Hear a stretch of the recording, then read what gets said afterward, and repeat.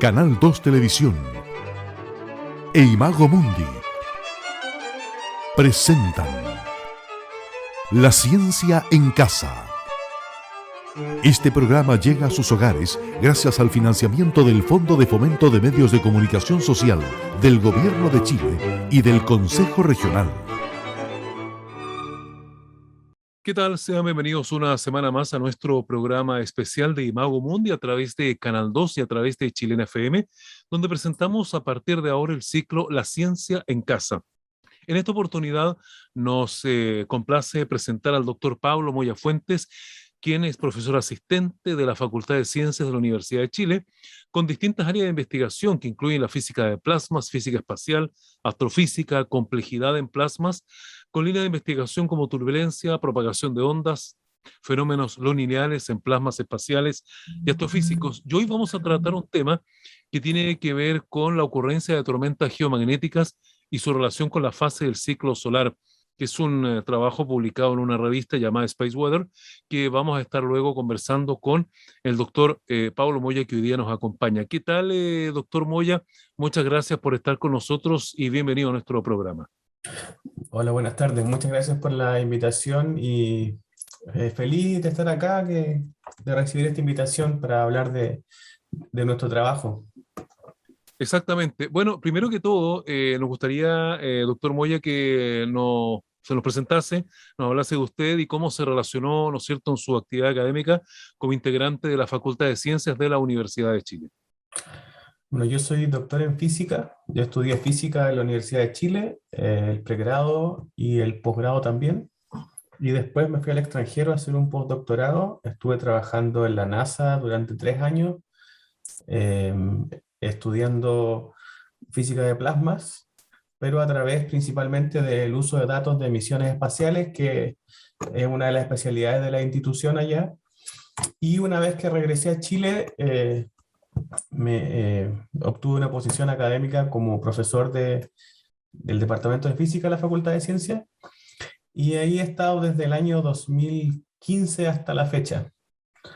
Así que esa es mi posición académica. Y bueno, en la universidad tenemos que, aparte de hacer investigación, que es lo más importante en realidad en la Facultad de Ciencias, es también hacer docencia de pre y posgrado, guiar tesis de pregrado y de posgrado, y también otro tipo de cosas como relación con el medio externo, actividades de divulgación y este tipo de actividades como lo que estamos conversando ahora.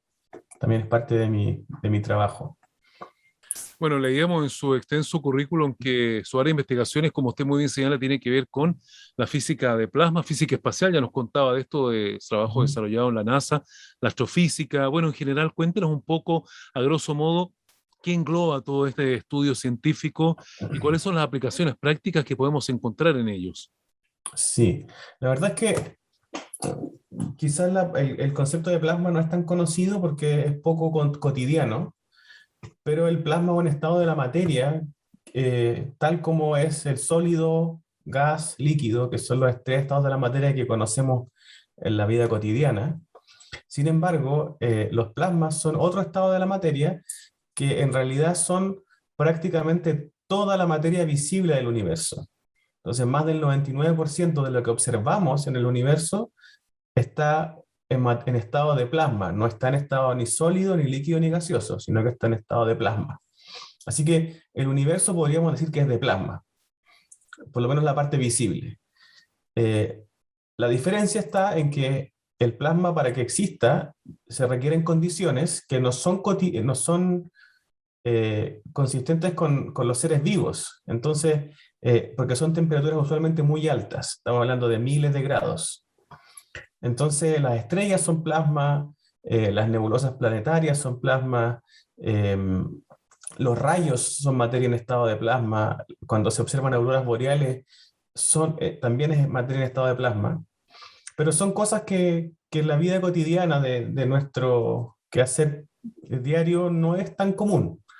A lo más, por ejemplo, los televisores de plasma, que fueron populares hace un tiempo, porque justamente adentro del televisor para formar la imagen se usaba plasma. Y el plasma básicamente es un gas, pero ionizado. ¿Qué quiero decir con esto? que generalmente uno estudia en el colegio, que la materia es neutra, que los átomos tienen un núcleo de carga positiva y electrones de carga negativa, en partes iguales. Entonces van a haber tantas partes positivas como negativas, por lo tanto la materia va a ser eléctricamente neutra. Pero si uno calienta lo suficiente la materia, puede romper la cohesión entre el núcleo y los electrones, o al menos un electrón, y si yo tengo un gas de ese tipo y empiezo a sacarle al menos un electrón a cada átomo o a cada molécula, ahora todos los constituyentes de ese gas van a tener carga eléctrica y por lo tanto van a reaccionar distinto a los estímulos eléctricos y magnéticos. Y en ese estado la materia ya deja de ser un gas y es un plasma. Y entonces eso es lo que más ocurre en la naturaleza, y por lo tanto el estudio de los plasmas va desde estudiar la alta atmósfera y las auroras, la interacción entre el Sol y la Tierra, por cómo brillan las estrellas, cómo radian energía, cómo eso se propaga por el espacio desde el Sol hacia los planetas, o en otros sistemas estelares también las estrellas están formadas del mismo material y por lo tanto la física de plasma que podemos estudiar aquí en el sistema solar se puede extrapolar a otros sistemas, y pensando en cosas ya más astrofísicas, en las cercanías de un agujero negro también hay una atmósfera de plasma.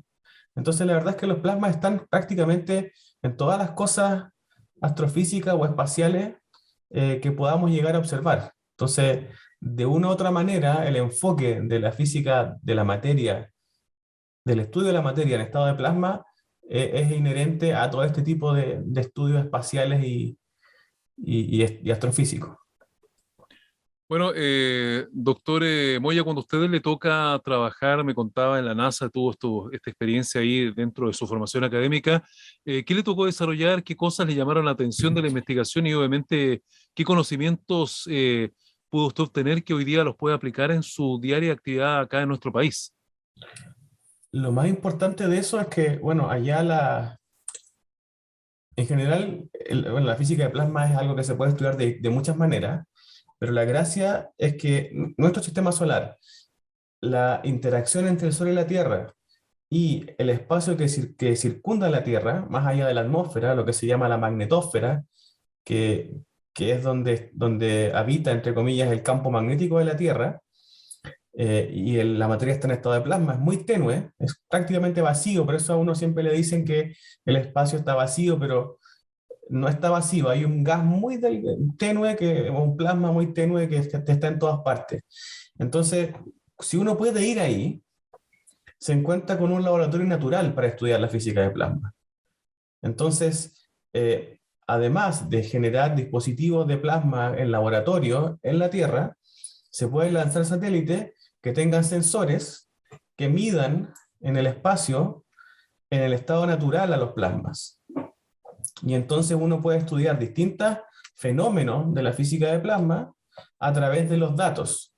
Y las agencias espaciales, como la NASA, la ESA u otras agencias espaciales, tienen fondos concursables y generan misiones espaciales para estudiar distintos fenómenos a través de satélites. Y la cosa más importante que yo aprendí a hacer allá fue trabajar con datos de satélites, aprender a leerlos, aprender a entenderlos y aprender a conectarlos con lo que yo ya sabía de física teórica, que era lo que me había especializado estudiando en Chile. Entonces es una conexión más práctica de lo más teórico, que era lo que aprendíamos acá y que es un poco el fuerte de nuestro programa de doctorado en física en la universidad, ahora ponerlo en práctica y conectarlo con observaciones de naves espaciales que están tomando datos que se pueden contrastar con la que uno aprende de la teoría. Y ese fue principalmente mi aprendizaje, y fui parte de una misión espacial que estudiaba lo que se llama los cinturones de radiación de la Tierra, que son regiones en donde hay partículas cargadas de mucha energía que son una especie como de anillo que circunda la Tierra. Pensemos una dona, por ejemplo, que está en el espacio, que está llena de estas partículas. Y estas partículas tienen tanta energía que, por ejemplo, la estación espacial tiene que evitarla. En su órbita tiene que evitarla. Y a veces cuando hay distintos fenómenos solares o geomagnéticos, este cinturón de radiación cambia, se modifica un poco, puede crecer, decrecer, y por lo tanto es importante para distintos fenómenos, por ejemplo, para los satélites de comunicación, tratar de evitar de que estén en ese lugar para que no sean dañados. Entonces, más allá de la física teórica o de la física fundamental que uno le gustaría aprender estudiando estos fenómenos, tiene un alcance práctico, que justamente para los viajes espaciales y para las comunicaciones satelitales es importante conocer la dinámica de estos cinturones de radiación, que es algo que todavía está en estudio, y por eso es que se lanzó esta misión que se llamaba la misión de Van Allen, porque Van Allen fue el científico que los descubrió en los años 50. Esta misión se lanzó en el 2012 y yo estuve trabajando ahí entre el 2003 y 2015 en ese proyecto. Bueno, importante lo que señala, porque obviamente todo ese conocimiento que usted obviamente adquiere ahí en la NASA, hoy día sirve también para que en Chile se pueda obtener. Pero hablábamos también de que dentro de sus áreas de investigaciones estaba, bueno, la astrofísica, la complejidad en plasmas, y en la línea de investigación aparece la turbulencia, propagación de ondas, fenómenos no lineales de plasmas espaciales y astrofísicos. Pero además usted publicó un trabajo en la revista Space Weather que se llama Ocurrencia de tormenta geomagnética y su relación con las fases del ciclo solar. Usted, doctor Moya, nos podría contar un poco en qué consiste este trabajo y de qué forma se está llevando la investigación y cómo se llegan a la publicación de este paper precisamente. Sí, este trabajo, la verdad es que es parte de la tesis de magíster de un estudiante que trabaja conmigo y se llama Paula Reyes, estudiante de magíster en física, que es la primera autora del artículo, y en colaboración con Víctor Pinto, que estudió física en la Universidad de Chile también, pero ahora trabaja en Estados Unidos, en la Universidad de New Hampshire, y hemos colaborado hace mucho tiempo, y estamos colaborando con la formación de Paula como magíster, y este trabajo en realidad es parte de la tesis de ella. Sucede que, no sé si has escuchado sobre las tormentas solares o, Sí, o las tormentas magnéticas. que son ciclos que se dan cada 10, 11 años aproximadamente, ¿no? Claro, el Sol es una estrella que tiene un ciclo variable, que está entre pasos de poca actividad a alta actividad y después a baja de nuevo. Y ese ciclo se llama ciclo solar y se relaciona con lo que se llaman las manchas solares.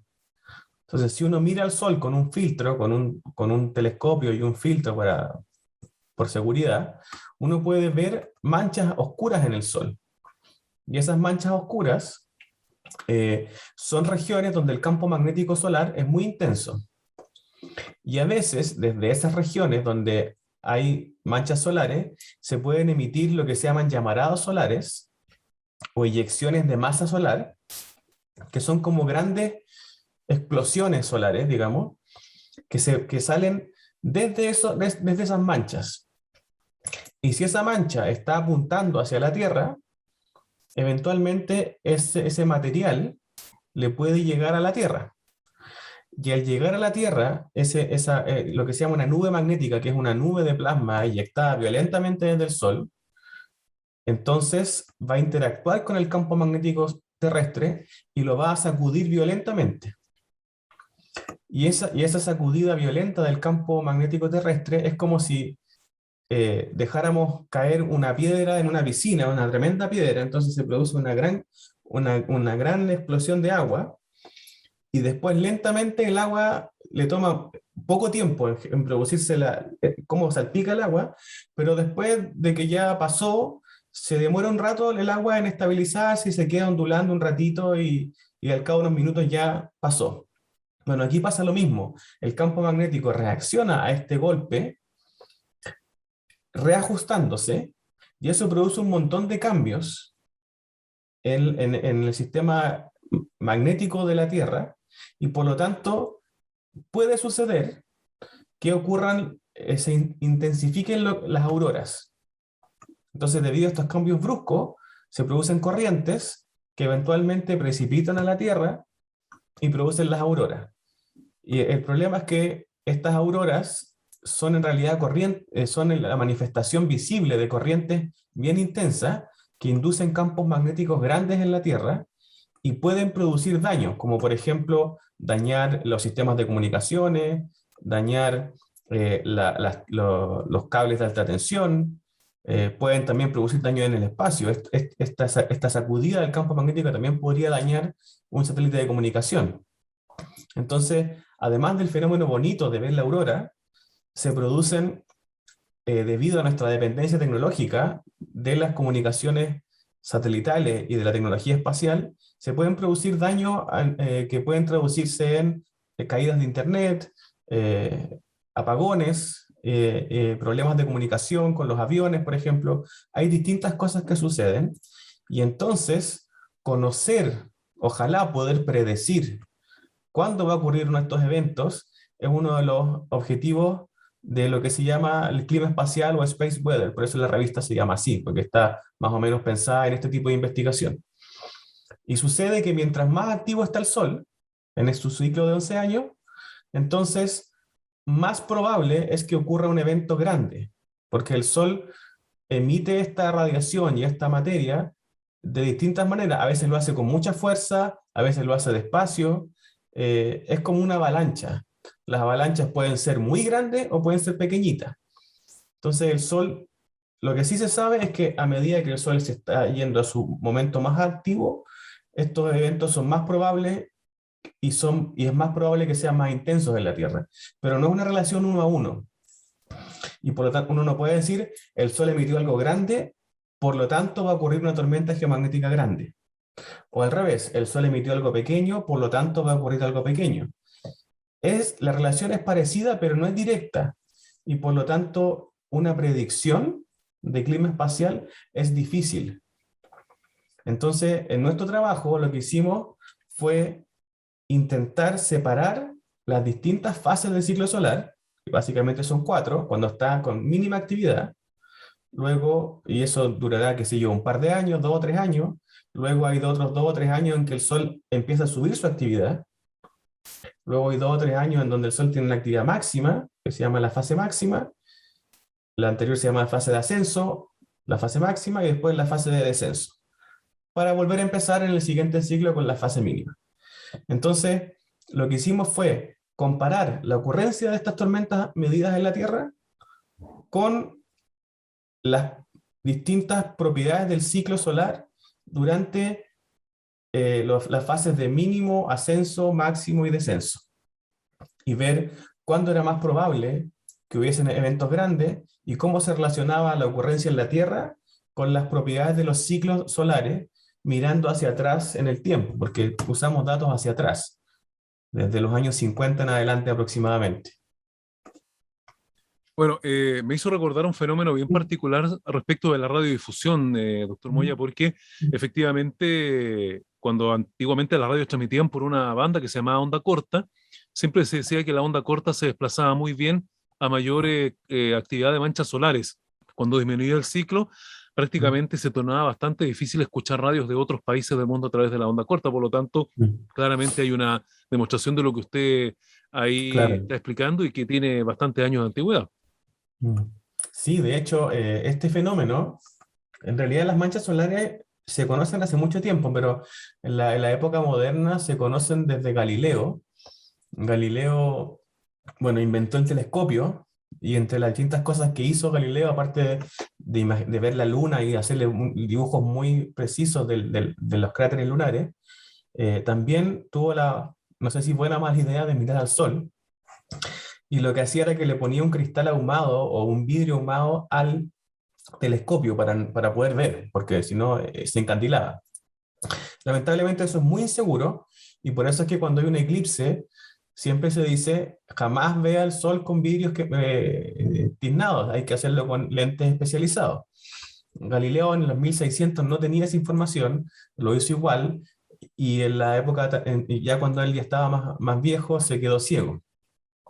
Pero él logró descubrir las manchas y las seguía. Entonces podía ver cómo éstas se iban agrandando, cómo se iban moviendo, y fue entonces catalogando la actividad de estas manchas, su dinámica, su movimiento, y este trabajo se mantuvo durante el tiempo y se ha mantenido hasta el día de hoy. Entonces hay un catálogo y desde los 1600 en adelante de las manchas solares, su tamaño, su forma, qué sé yo, y todo eso se sabe hasta el día de hoy, pero no había en el siglo XIX información sobre qué afectaba a la Tierra esto.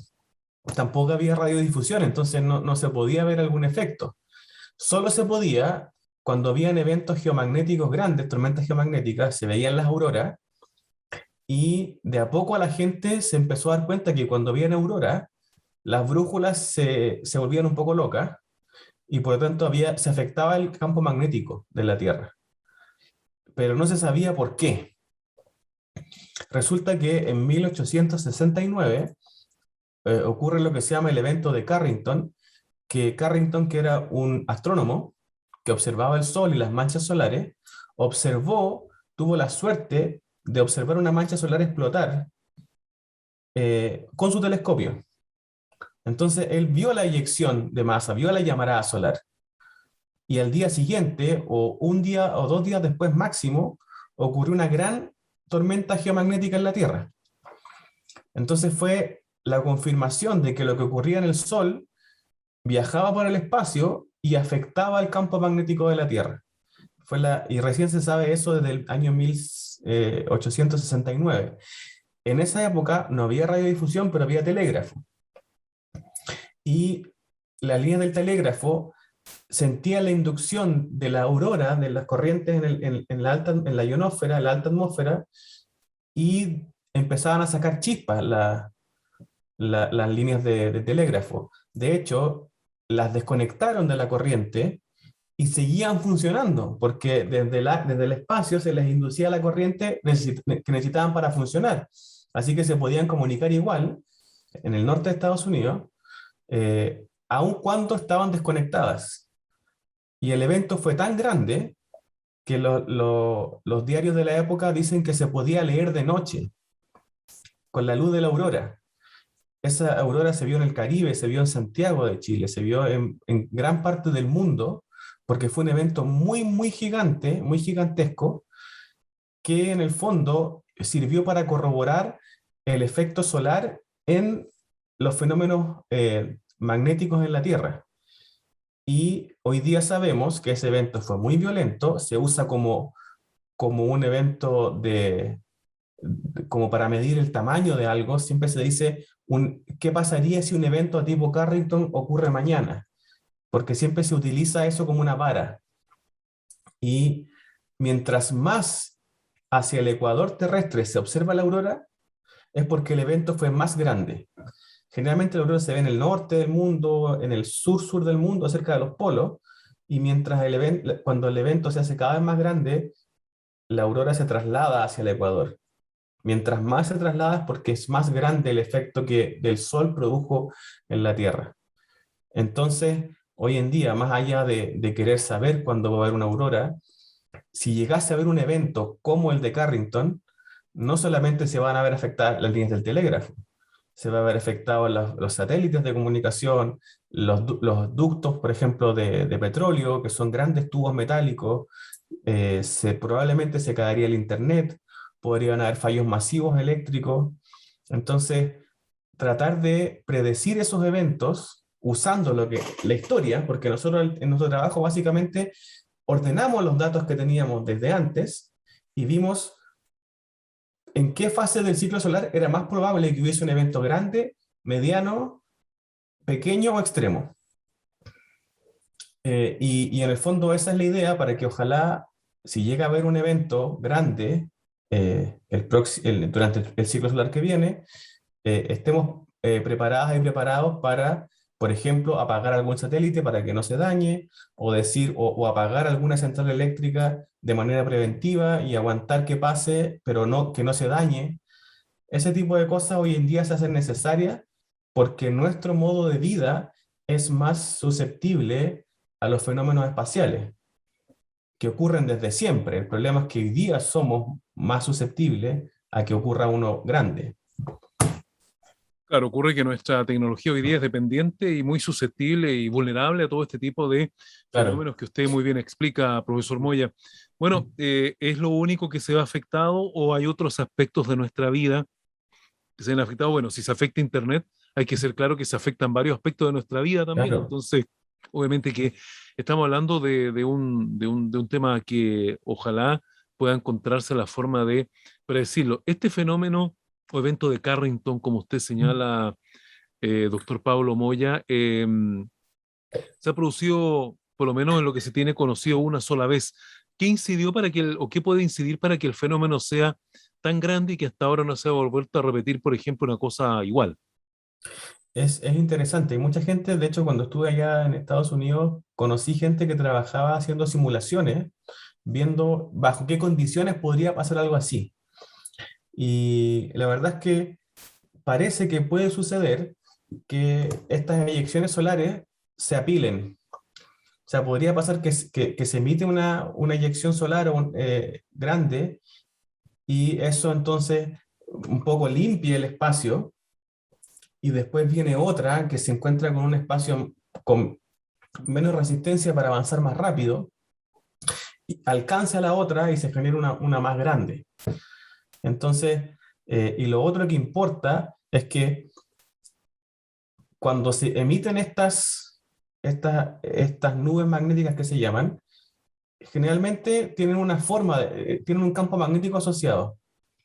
La forma de ese campo va a depender mucho, perdón, el efecto en la Tierra va a depender mucho de la forma que tenga esta nube magnética en términos de su campo magnético.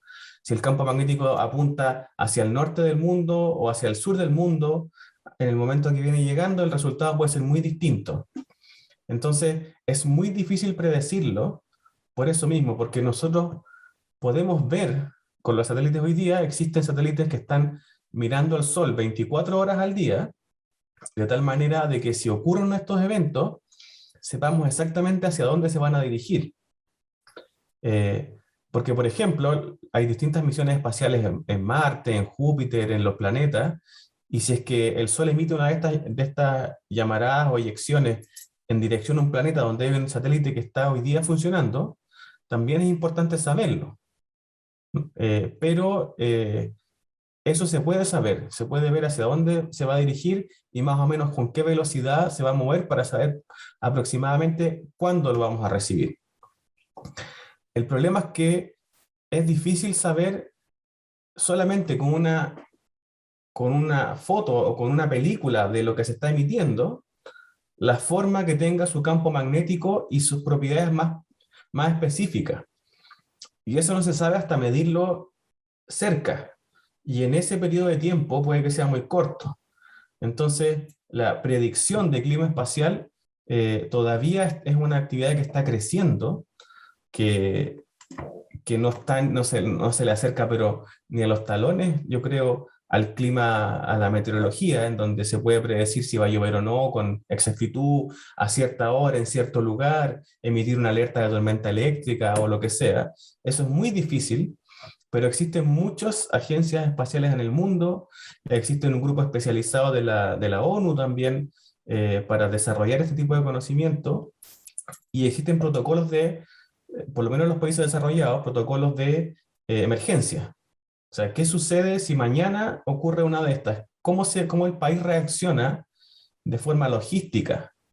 Porque como tú decías, más allá de que se caiga el Internet, existen muchas, muchas otras cosas que la vida humana se puede ver afectada, en cosas tan simples como, por ejemplo, si llegase a haber un problema, no sé, se pierde alguien en una montaña, y ese día tenemos toda esta interferencia electromagnética, quizás los equipos de rescate no se puedan comunicar. Entonces, va más allá del posible efecto tecnológico, digamos que vamos a dejar de ver el partido en vivo, Sí, yo que me es estaba como imaginando, por ejemplo, que haya problemas con la navegación aérea, con los barcos, ¿no también, es cierto?, que se manejan a través de GPS y todo a través de Internet. Entonces, sería un caos global bastante intenso el que se podría vivir, ¿no?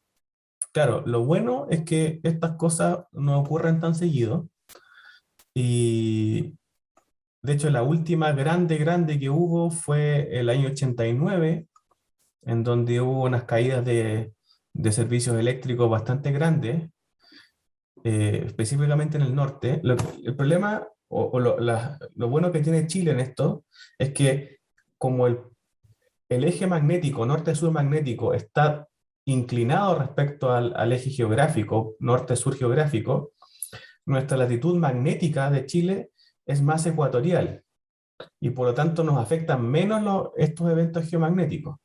Afectan más hacia el lado de Australia que hacia el lado de Chile.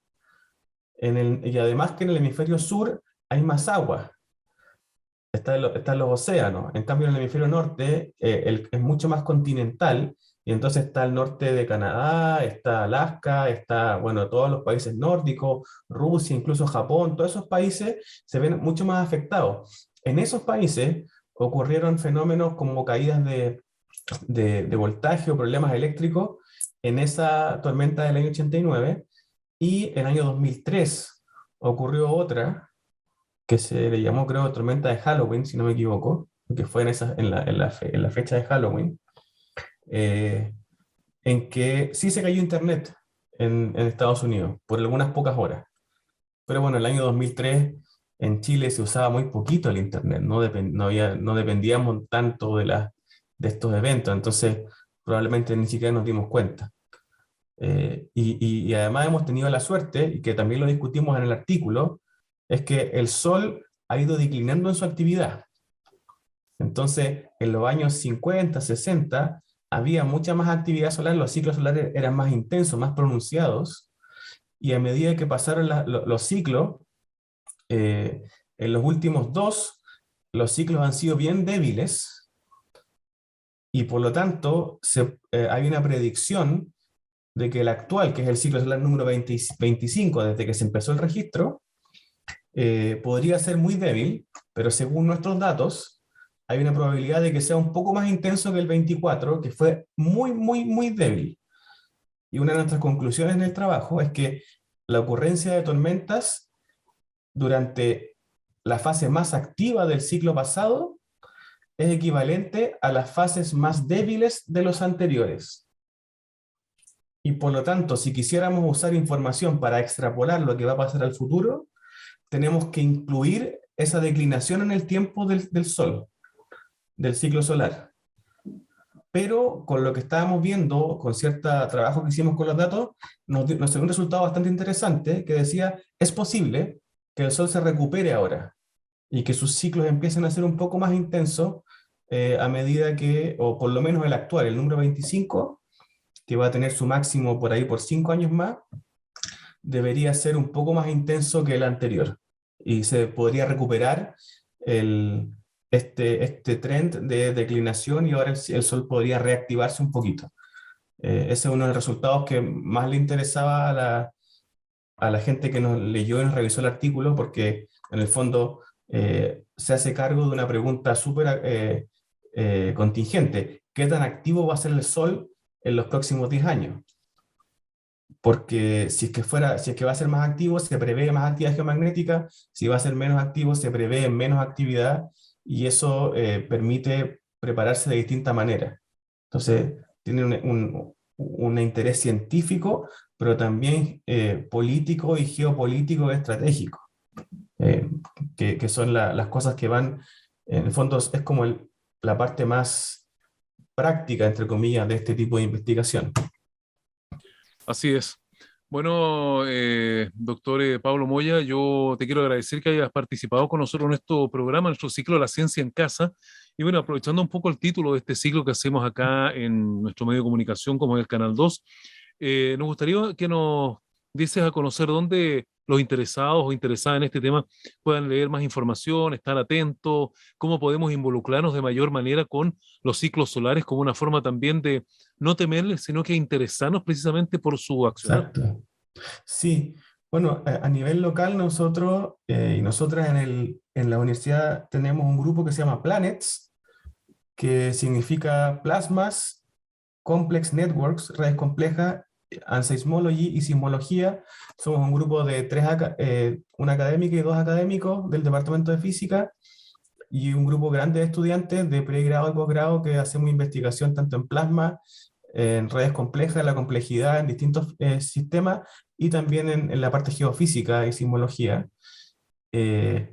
Y tenemos un Twitter que es PlanetsDFC, en donde estamos generalmente repitiendo información o publicando las noticias del trabajo del grupo. Y también a nivel internacional hay una página súper bonita, un proyecto que se llama Aurora Saurus, que es de la NASA, que es de ciencia ciudadana. En el fondo uno se hace una cuenta, o lo puede seguir a través de Twitter, no me acuerdo exactamente, pero es Aurora Saurus, en donde la gente puede reportar si ve la aurora en algún lugar donde esté. Entonces, lo que hace la NASA emite la alerta de que hay una tormenta geomagnética, que eso se hace en los sistemas de predicción, se emite la alerta y se le avisa a la gente, usted podría llegar a ver la aurora desde su casa. Y por lo tanto, la gente que la ve, después hace un tweet, dice, aquí la veo, y puede subir una foto, por ejemplo. Entonces, después esa información se recoge y se ve en el mapa dónde estuvieron los tweets que dijeron haberla visto. Y se puede hacer un mapeo de la aurora en lugares donde probablemente no hay medición, no hay instrumentos de medición, pero se puede hacer de forma indirecta a través de este sistema de ciencia ciudadana. Entonces, nos gustaría hacer algo parecido en Chile, por ejemplo, con los temblores o con fenómenos que sean más interesantes o atingentes a Chile, porque en Chile prácticamente no se ve la aurora, pero estamos trabajando en proyectos, ojalá similares, de ciencia ciudadana para que la gente pueda involucrarse desde su casa. Y si a alguien le interesa la aurora, se puede meter ahí a seguir Aurora Saurus y van a poder ver cuándo hay una aurora, qué información se ve, fotos de la gente que va subiendo avistamientos desde su casa.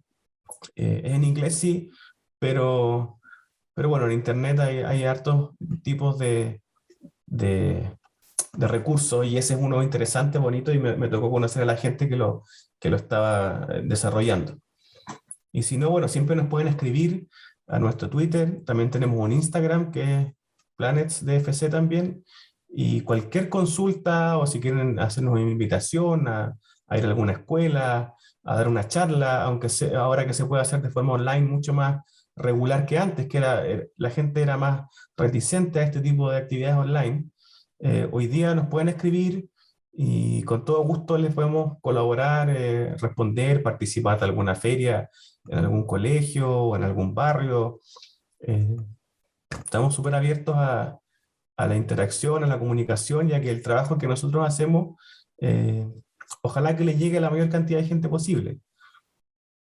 Correcto. Bueno, le agradecemos, doctor Pablo Moya, que nos haya acompañado en esta edición de nuestro programa Imago Mundi con este ciclo La Ciencia en Casa con este tema. Esperamos que mucha gente pueda contactarse con ustedes y así difundir más este importante conocimiento y se interesen por el ciclo de los fenómenos solares, las manchas solares, el ciclo solar, y obviamente aprender mucho más de él. Así que muchas gracias por haber estado con nosotros.